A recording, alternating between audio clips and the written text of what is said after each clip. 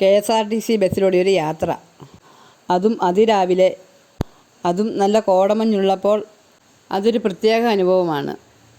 ഞാൻ ബസ്സിറങ്ങി നമ്മുടെ പറമ്പ് വരെ ഒന്ന് പോവുകയാണ്. രാവിലെ നല്ല തണുപ്പുണ്ടെങ്കിലും മഴയില്ല. യാത്രയ്ക്ക് അതാണ് സുഖം. ഞാൻ കൊക്കോ പറിച്ചുകൊണ്ടിരിക്കുകയാണ്. മഴയായതുകൊണ്ട് കായെല്ലാം ചീക്ക് പിടിച്ച് കറുത്താണ് ഇരിക്കുന്നത്. നിങ്ങൾ കൊക്കോയുടെ കാ കണ്ടിട്ടുണ്ടോ? കുറച്ചധികമുണ്ട് നമുക്കിന്ന് പറിക്കാൻ.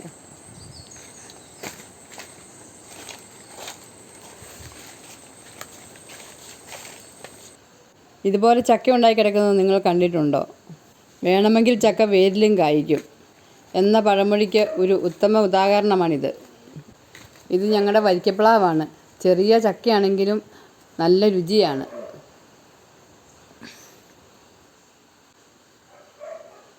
ഇത് നമ്മുടെ മുറ്റത്തെ പേരയിലെ പേരയ്ക്കയാണ്. മഴ പിടിച്ചതുകൊണ്ട് കുറേ പുഴു പിടിച്ചു പോയി.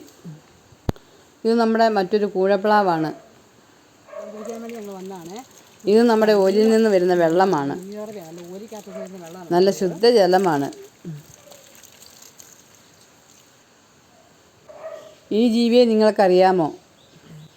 ഒരു ചാൻസ് കിട്ടിയാൽ കാലിൽ കയറി കടിച്ച് വയറ് നിറയെ ചോര കുടിക്കുന്ന ഒരു ഭീകരനാണിവൻ.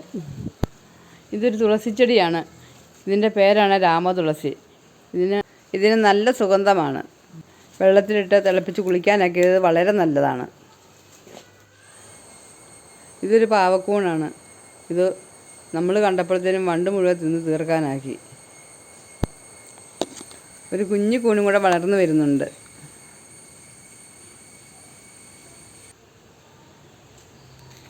ഇത് നമ്മുടെ കാച്ചിലിൻ്റെ വള്ളി പടർന്നു കിടക്കുന്നതാണ്. ഇത് മുകളിലേക്ക് നല്ലപോലെ പടർന്നു കയറിയിട്ടുണ്ട്.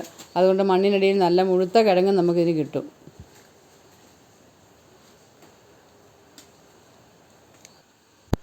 ഞാനൊരു ചക്ക പറിക്കാനുള്ള ശ്രമത്തിലാണ്.